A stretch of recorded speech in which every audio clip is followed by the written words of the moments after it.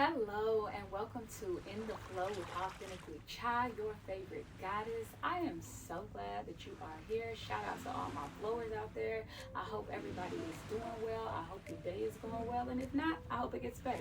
So last week's episode was about not being in a rush. It was titled I Am Not in a Rush. Well, I'm not in a rush. You guys know what I meant. But yeah, it was titled that, and that was just about knowing that everything is going to work out for us no matter what. We don't have to be in a rush. We don't feel like it's the last second, the last hour to do anything, because it's always going to work out in the right timing, right? Also on that episode, I talked about some of us that always like to take shortcuts. You know what I'm saying? Some of our shortcutters out there. And I also talked about how I didn't talk about it very long at all, but I do believe I said something about processes, like just, knowing that there's process to things, and pretty much talking about, just being patient with things, right? I'm actually going to talk about the process today. Today's episode is titled The Purpose of the Process. There is purpose in your process. There's purpose in my process. There's purpose in his, her, whoever. There is purpose in the process. Let's talk about it. So I have a few things that I wrote down here that I know different processes have taught me, and I believe that these are very key things to remember, so you understand that your process is for a reason. You don't need to go around the process. You need to flow through the process, okay? So the process teaches us patience. It teaches us discipline and commitment. It teaches us perseverance, and we gain a new level of admiration and respect for putting in that work.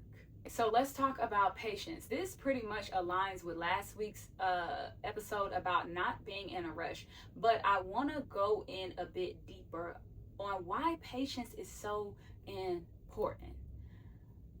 Shortcuts are not always the best way to go. The shortest way is not always the best way to go. Sometimes when you're looking for the shortest way or the easiest route to something, sometimes you end up making bad connections, not so smart deals. You end up partnering with people that end up fucking you over or something in the long run, because you were so much in a rush. Like, you just want to get it done so quickly, so fast, that you're not even paying attention to the details. You're not even paying attention to the fact that this person's goals on this project do not align with yours. You're not even paying attention to the fact that, yeah, you might get this up front, but on the back end, it's going to cost you something crazy. You know what I'm saying?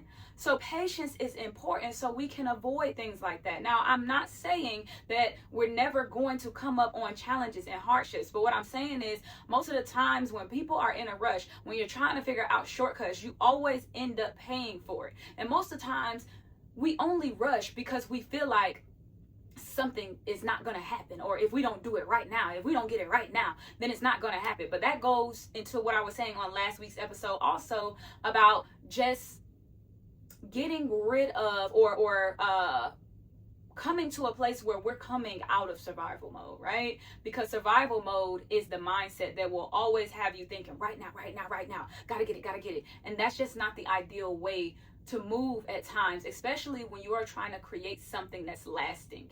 And that can apply to romantic relationships. It can apply to business. It can really apply to anything. So I know patience does not always feel good, but patience is so important. There are some things in our lives that move fast paced, right? But then there's other things to where you really need to be patient so that you can avoid end up being in nonsense later, right? The short way is not always the best way. It actually usually always costs you something on the back end. And why don't we just avoid that by being patient, right?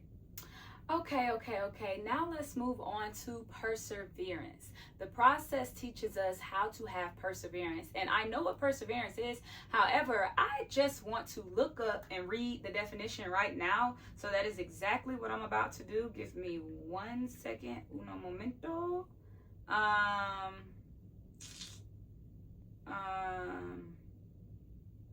So this definition says the steadfast, conscious choice to continue pursuing a goal despite obstacles, failures, or delays, right? Now, When you're in a process to building anything, I do not care what you're building, there are going to be obstacles that come up, right? But perseverance teaches you to consciously choose your goal, to consciously choose your outcome no matter what, right? So let's say you're running a business or you're in a relationship and you know what your goal is. Like, okay, our goal is to get married, or our goal is to build an online audience, right? Well, in the midst of those things, you're gonna come across some delays and some frustrations, right? But you don't want to just give up on what your ultimate goal is. You want to make that conscious choice. Matter of fact, let me look at it again because I want to make sure. Yes, conscious choice. Like consciously choosing your path no matter what. Consciously choosing your path means you're also consciously choosing the process that comes with this path. Because every path, every goal, everything that you choose and that you want out of life, it has a process to it. There's always going to be a process, right? So during our process, we learn perseverance, right? We learn to keep going. And how do we learn perseverance? How do we learn to keep going? Well, that moves us to commitment and discipline, right? Commitment and discipline. Because when you're committed to something and you're disciplined, you don't just give up that easily. Why? Because your perseverance kicks in. Why? Because you already made a choice that this is what I'm working on. This is what I'm going to pursue. I'm going to work my way through this process. I don't care the time frame it takes. I don't care what delays come in my way. I don't care what I feel like. I'm waking up. I'm making my plans. In the afternoon, I'm going to the gym. I'm going to keep on writing down ideas for this book. I'm going to keep on brainstorming for this movie. I'm going to keep on putting in the effort to get myself to the outcome of this relationship that I'm in. I'm going to keep on. I'm going to be disciplined. That means I'm going to do it again. I'm going to keep showing up again and again. I don't know. Well, those of you that are listening, you can't see what I'm doing, but I'm over here tapping my finger. But yes, discipline. Why? Because you committed. And when you committed, you're going to persevere because you know that you know that you know this is for me. This job is for me. This person is for me. This outcome is for me. Therefore, I'm going to remain disciplined and committed, and I'm going to persevere through any delays, frustrations, emotions, people, whatever tries to get in my way. I am going to keep going because I got my eyes on the prize, because there's something that I want, and I won't stop until I get it. That's the mindset you got to have. And see, it's hard to be disciplined, committed, or persevere through anything when you don't actually know what you want. You have to become clear about what it is that you want. Become clear about what it is that you want to do. Connect with something that you know, this is something I could see myself doing.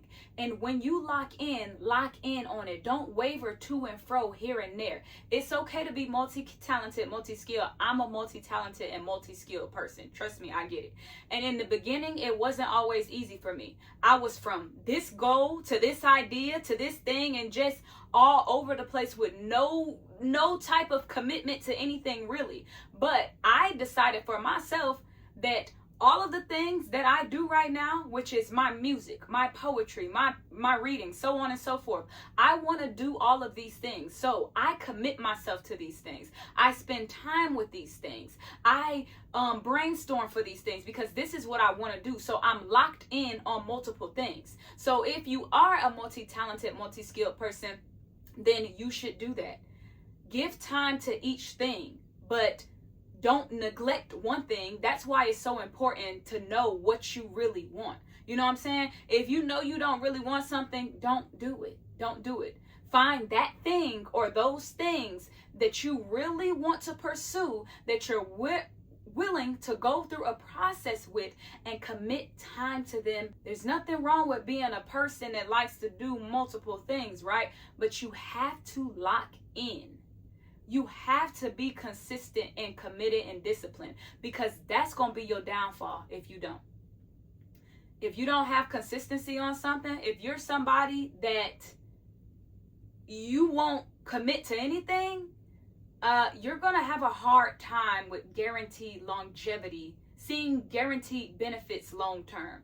You might get short term benefits, which is cool, but you'll get to a point where you want long term benefits. You don't want to just be here, there, everywhere. You know what I'm saying? So it's important that you at least have at least one thing, if not multiple things. Find at least one thing that you know you're going to lock in on and commit to it. Stay disciplined, persevere no matter what you feel like, because you're not going to always feel like doing it. That's why it's important to make a conscious choice. You're not going to always feel like doing it. It's not always going to feel like sunshines and rainbows. It won't always feel like that. But if you have your end goal in mind, you're going to stay committed no matter what. You're going to be patient in that process, knowing that there's the end goal, and that end goal is yours if you stay committed and if you stay focused.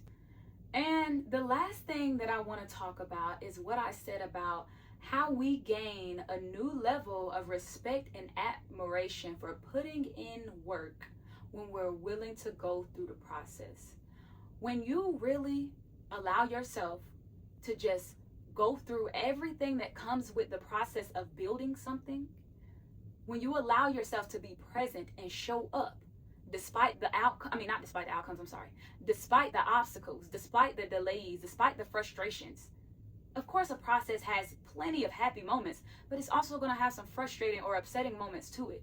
But when you reach your final goal, when you reach the end, I promise you, you'll have a new level of respect for work.